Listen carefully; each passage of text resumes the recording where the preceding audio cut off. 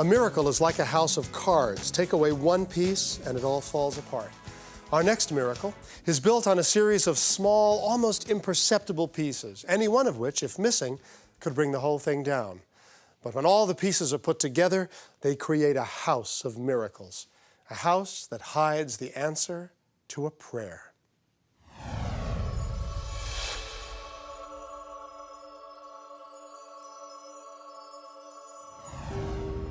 In 1930, Nathan Stein was studying pre-med at St. Joseph's College when economic circumstances forced him to put his dream of becoming a doctor on hold.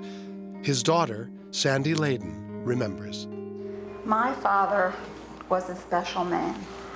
He had always talked about, that he had gone to college and that he was pre-med, and that was his dream. But because of the Depression, he had to get a job and help support his family. So he was never able to fulfill that dream. But Nathan kept his dream alive through his grandson, Kevin. My grandfather had a big heart. He was a very warm individual. Always had a smile on his face when I was around him. I can recall him trying to instill in me a desire to go into medicine. So, Kevin, do you know what you want to be when you grow up?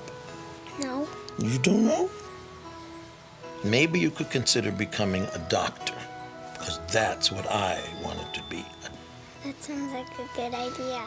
I think my first desire to go into medicine was in those days of spending time with my grandfather.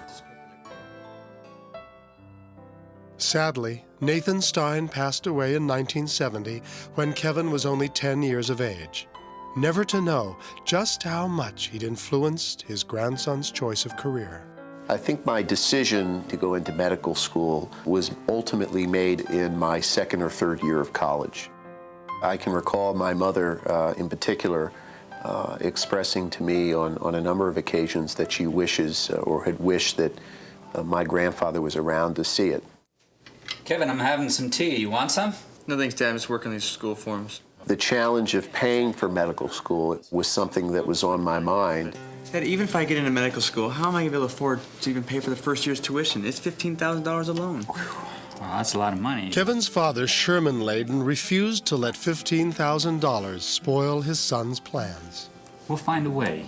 I just felt that I would be able to send Kevin to medical school by just working a little bit harder and seeing that things would be taken care of. Sherman was a real estate broker and decided to try to increase his sales. One morning, while reading the real estate section of a paper, he spotted an ad for a home for sale by owner. And I contacted the owner. Hi. Yeah, I saw your ad in the newspaper, and I'm just curious as to whether your house is still for sale. He was a little resistant in talking to me at first. Sure, I realize you're trying to do this on your own. He had been inundated with brokers calling him. I managed to keep him on the phone for about a half an hour.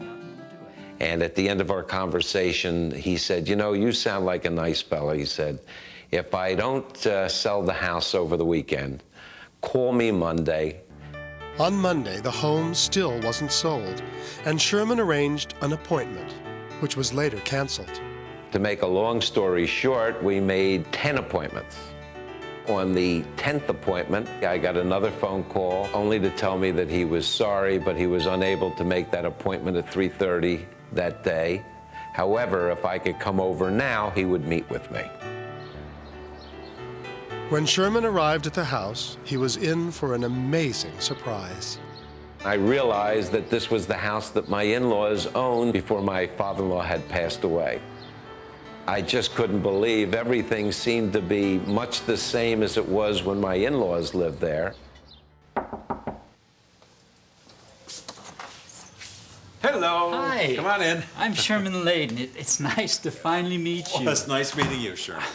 You're not gonna believe this, but my father-in-law owned this house. No. Sure, my son used to come over here to play with his grandparents all the time. While Sherman was explaining the remarkable coincidence, there was a knock at the door. Oh, it's a beautiful.